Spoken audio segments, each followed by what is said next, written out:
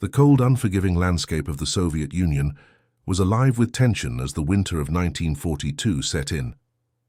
On the outskirts of Stalingrad, the air was thick with the acrid smell of gunpowder, smoke, and blood. Through the haze of battle, the sound of artillery rang out, drowning everything else in a deafening roar.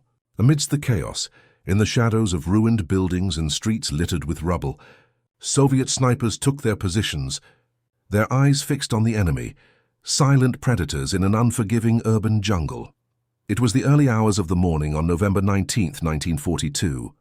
The German forces, having besieged the city for months, were preparing their next assault, confident in their military superiority. What they did not know was that a deadly new threat was emerging from the rubble. As the German soldiers maneuvered in the narrow, crumbling streets, Soviet snipers were ready, hidden, patient, and with an entirely new method of attack. The snipers' rifles, silent as death itself, were trained not just on the enemy soldiers visible in the open, but on their most vulnerable spots, the spaces in between. The walls, the windows, the cracks in the buildings. No longer were the snipers content to wait for their targets to appear in clear sight. They had learned to shoot through walls, hitting targets hidden behind them with deadly precision. For the Germans, this was not just a terrifying innovation, it was a nightmare.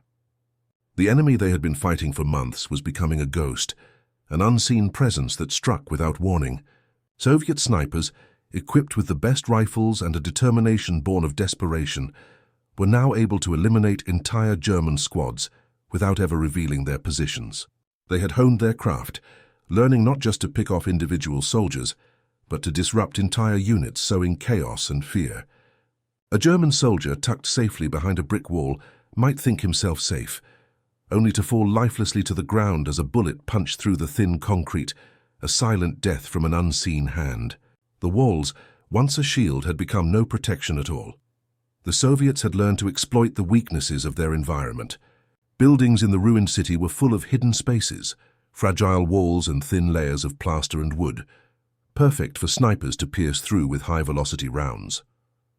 In the aftermath, German soldiers would report hearing the whistle of a bullet just before it tore through their ranks, often with no clue as to where it had come from.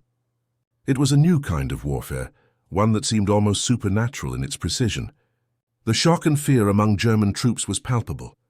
For months, they had battled the Soviet forces head-on, but now they were being stalked by invisible hunters, picking them off one by one, with no visible threat to fire back at. The man behind this terrifying innovation was Vasily Zaitsev, the legendary Soviet sniper, whose name would become synonymous with precision and death. Zaitsev and his comrades were not just fighting for survival, they were fighting to turn the tide of the war in their favor. In the rubble of Stalingrad, they began to develop techniques that would forever change the art of sniping. They discovered that by firing through thin walls, wooden planks, or even doors, they could kill an enemy soldier without ever needing to line up a clear shot. Zaitsev's snipers were trained not just to aim at a target, but to think like their enemy. They learned to read the terrain, understand the acoustics of the battlefield, and recognize the subtle signs of movement that indicated where their targets might be. But it was not just the sniper's skill that made this strategy so effective. It was the weapons they used, specifically the Mosin Nagant M9130 sniper rifle, a weapon that had become the Soviet sniper's most reliable companion in battle. This bolt-action rifle, equipped with a PU scope, had an effective range of over 1,000 meters and was capable of shooting through light cover with devastating effect. Unlike many of the German rifles, which were designed for precise shooting at longer ranges, the Soviet weapon was built for versatility. It could punch through wooden doors, thin plaster, and other makeshift barriers, giving Soviet snipers a massive advantage in the urban combat of Stalingrad. The Germans, by contrast, were unprepared for this new form of attack. Their snipers, though skilled, lacked the Soviet advantage of shooting through walls. German soldiers were used to fighting in the open, behind cover or in trenches, places where they could anticipate an enemy sniper's position. They were not accustomed to being attacked from behind solid barriers, and the psychological toll was immense. The fear of being shot through walls, of never knowing where the next shot would come from, shattered their morale. Soldiers began to question the very nature of the battle they were engaged in. unsure how to protect themselves from an unseen, invisible enemy. As the battle for Stalingrad raged on, Soviet snipers became an integral part of the strategy. They were used to harass and disrupt German forces, constantly sowing fear and confusion in their ranks. Entire squads, unaware of the sniper's location, were wiped out as they tried to advance. The German command began to issue new instructions to their soldiers. No longer could they simply hide behind cover and expect safety. The walls, once a symbol of refuge, had become their tombs. The sound of rifle shots through walls, followed by the fall of a soldier, became a daily occurrence for the German troops, a constant reminder of the invisible threat that loomed in the shadows. The Soviet sniper's ability to shoot through walls would have a profound impact on the outcome of the battle. As the German forces were forced to adapt to this new form of warfare, they found themselves losing ground, unable to stop the relentless, silent killers that stalked their every move. The battle for Stalingrad, which would become a turning point in the war, was now being shaped not just by the clash of armies, but by the unseen hands of snipers who had learned to shoot through the very walls that had once been thought of as impenetrable. The myth of the invincible German soldier, the proud Wehrmacht, was slowly crumbling under the weight of Soviet innovation and determination. As the snipers' tactics evolved, so too did their reputation. The German soldiers were not just fighting the Soviets, they were fighting an enemy they could not see, an enemy who struck from the darkness, who used the very city against them. And as the snipers continued to eliminate entire German squads with a single shot through a wall, the Germans began to realize the true cost of underestimating the Soviets. The tide of battle had shifted, and the walls that had once symbolized safety now symbolized their doom. With each passing day, the Soviet snipers gained more ground, eliminating the enemy one hidden shot at a time. But there was still more to come. The full extent of the Soviet advantage, one that would change the face of warfare forever, was yet to be revealed. How far would this new form of combat go? How much longer could the Germans endure this silent, unseen threat? The answer was waiting just around the corner, as the Soviet snipers prepared to take the fight to the next level. The first major breakthrough in Soviet sniping came when they realized the full potential of their weapons, not just as tools for precision kills, but as instruments for disruption. The Soviet snipers, equipped with the Mosin Nagant M9130, began to systematically target the key structural components of German defensive positions. They learned that walls, windows, doors, seemingly simple barriers, could be pierced with precision, creating holes through which they could eliminate entire enemy squads. This innovation was not just about shooting through thin walls. It was about a psychological game, forcing the enemy to rethink their perception of safety. The Soviet High Command realized that if their snipers could shoot through walls, they could disrupt the very structure of German defense, and that's exactly what they did. The Germans, once confident in their bunkers and fortifications, found that their soldiers were being picked off in areas they thought were secure. The snipers took up positions in the debris of the city, often behind ruined buildings or at ground level, where the Germans least expected them. And yet, the deadly snap of a rifle could be heard again and again as the invisible Soviet threat eliminated those within their grasp. The scale of this impact went far beyond just individual kills. It created a climate of uncertainty. The crux of the strategy lay in the blending of knowledge. The snipers understood the intricacies of the city, its architecture, its layout, and how sound traveled through the ruins. Soviet sharpshooters, in their training, learned how to fire through materials like concrete, brick, and even wood. The thick walls of a German pillbox or bunker, which had once been thought to be impenetrable, were now riddled with holes. They had adapted, not just as marksmen, but as warriors who had mastered the environment they fought in. Soviet snipers had learned to exploit the most vulnerable weaknesses of their German counterparts. The element of surprise was now greater than ever before. No longer would the Germans be able to rely on their established defensive tactics to stay safe, while the Soviets were pushing forward.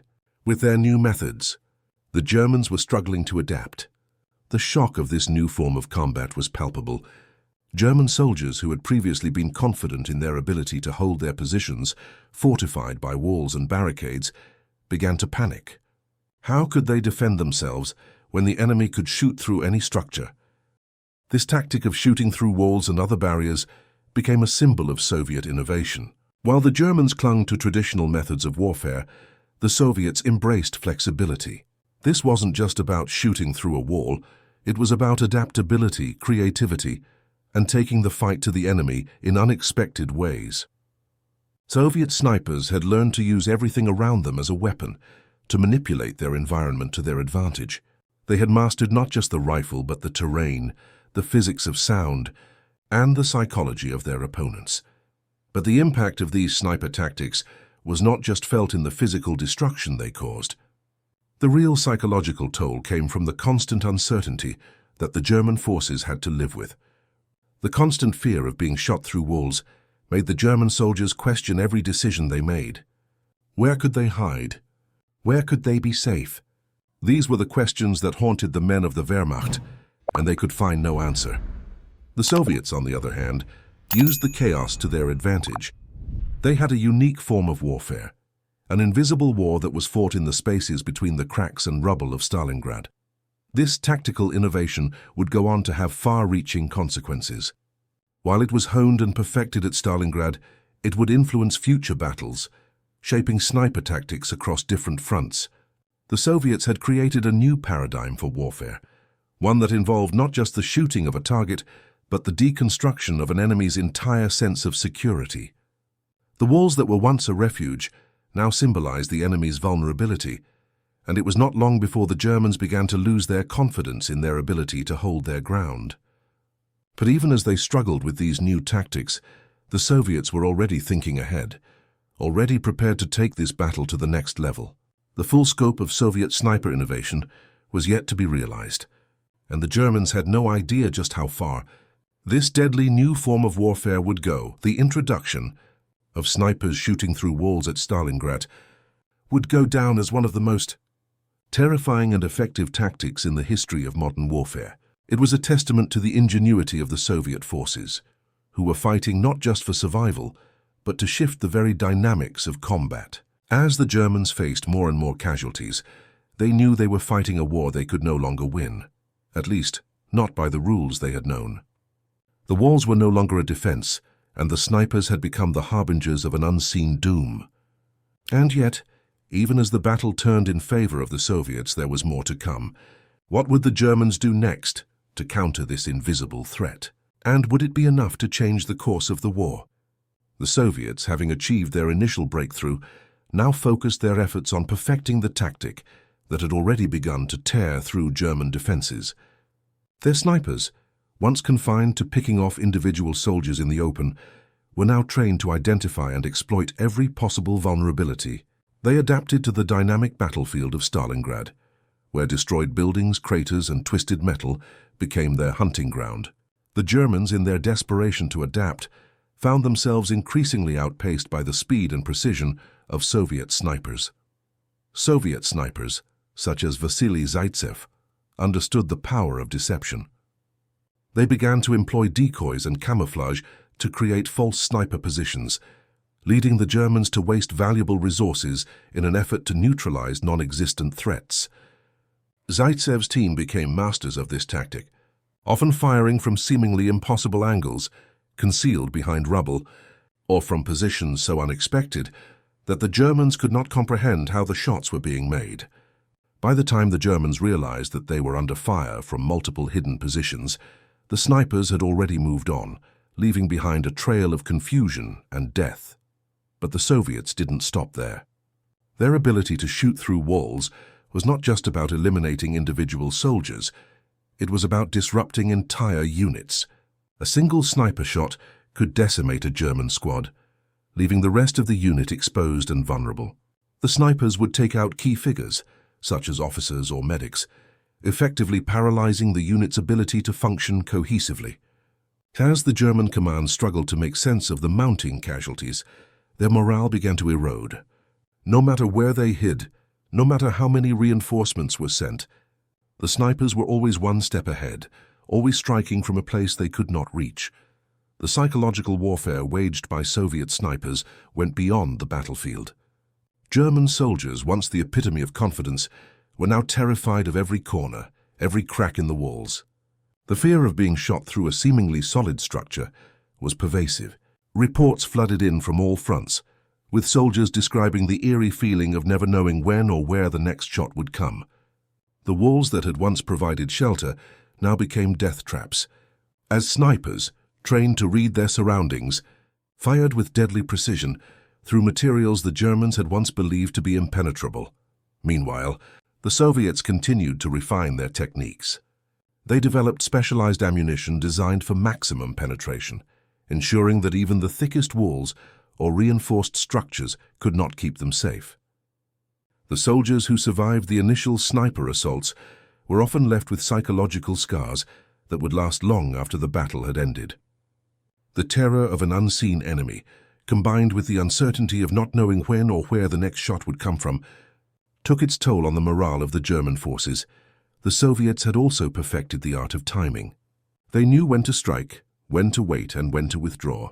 Their snipers worked in tandem with the rest of the Soviet forces, providing crucial intelligence about enemy movement and positions. This information was passed on to artillery units and infantry, enabling the Soviets to target specific German weak points with surgical precision. The Germans, unable to anticipate the next move, found themselves on the back foot, forced to constantly adapt to an enemy they could not see. One of the most critical moments in this evolution of sniper warfare came on January 10, 1943, when the Soviets launched a counter-offensive that would eventually lead to the encirclement and destruction of the German Sixth Army at Stalingrad. During this offensive, Soviet snipers played an integral role in disrupting German command and control. The German generals, who had assumed that their well-defended positions could withstand any assault, found themselves faced with a new form of warfare, one where the enemy did not need to engage them in open combat. The snipers, acting as silent sentinels, harassed and decimated German units from the shadows, sowing confusion and preventing the Germans from organizing a coherent defense. The snipers' success was in large part due to their ability to adapt to the urban environment of Stalingrad. They were not limited by traditional tactics of open combat or even trench warfare. They had transformed the very terrain of the city into a weapon. Every broken wall, every destroyed building became an opportunity for attack. The snipers used the ruins to their advantage, blending into the environment and using it as cover, often moving with the city's destruction as a backdrop to remain undetected. As the battle progressed, the Germans began to recognize the true scale of the Soviet sniper threat. Desperate to find a solution, they began to train their own snipers to counter the Soviet marksmen. However, it was clear that the Germans had underestimated the power of the Soviet innovation. Their snipers, although skilled, were not equipped with the same weapons or tactics that had made the Soviet snipers so effective. The German forces tried to mimic the Soviets, but they lacked the deep understanding of the terrain and the psychological tactics that had made the Soviet snipers so successful. The tactical advantage that the Soviets had gained through their sniper innovation continued to grow as the battle for Stalingrad intensified. The German soldiers, already stretched thin by months of fighting in harsh conditions, were now facing a foe they could neither see nor effectively counter. The Soviets, using their snipers to sow fear and confusion, began to turn the tide of the battle. What had begun as a struggle for survival had now become a battle of wills, with the Soviet snipers playing a central role in determining the fate of the city. But the Soviets' success with their snipers did not go unnoticed. German officers began to question the effectiveness of their own strategies. The invisible threat from behind walls and barricades was something they had not anticipated. As the siege wore on and the battle became more desperate, the Germans found themselves losing ground. The snipers, who had once been a secondary force, were now a driving factor in the Soviet offensive. The walls, once seen as a safe haven, had turned into the snipers' greatest ally, as they picked off the Germans from behind cover, inflicting casualties with every shot. It was clear now that the Soviets had mastered a new form of warfare, one that had turned the very landscape of Stalingrad into a battlefield. The German forces, facing the full brunt of this invisible assault, found themselves on the verge of collapse. But even as they struggled to survive, the Soviets were already looking beyond Stalingrad. already preparing for the next phase of their campaign. The German army, once the unstoppable force of Europe, was crumbling under the pressure of Soviet innovation, and the snipers, who had begun as mere soldiers, had evolved into a symbol of that innovation, an invisible force that had changed the nature of warfare forever. As the German Sixth Army, surrounded and cut off, began to surrender, the snipers, their rifles still aimed through walls and rubble, continued their deadly work. The battle for Stalingrad was far from over, but one thing was certain. The walls would never offer protection again,